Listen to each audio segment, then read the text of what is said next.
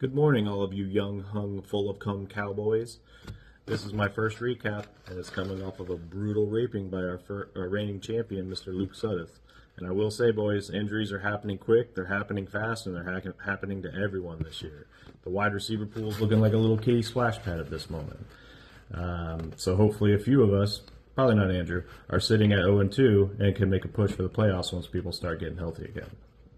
We're going to start this recap off with my own abysmal performance this week, with the Glizzy Globler globbling up anything that I could whip up for him, with a decisive 124.76 victory versus 82.6.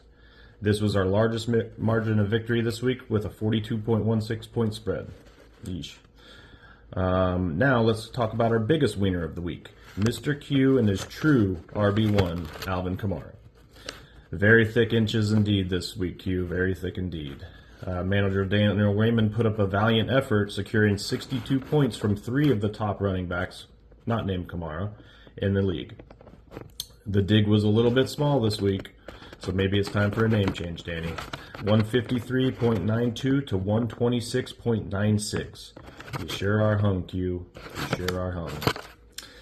Now let's talk about our smallest winner of the week. Our good friend Andrew Ferguson is providing that, contrary to popular belief, and he holds our Small PP award. How's it feel to be one of the common folk, Mr. Ed? Terrible showing from both teams, neither of which scored 100 points, but one's 2-0 and the other one's 0-2. Osama did just enough to get into heaven with those 23 virgins, blowing up Andrew's agreeable team, 96.48 to 80.12. Now let's talk about our smallest victory of the week. How enormous, starting the season at 2-0 by beating Dirty Cowboy Dan with a .98 margin of victory. Those boys' wieners were pretty close and pretty even the entire week. But their rosters have so much red on them, they might need to get it checked out, because it's definitely a rash, and soon.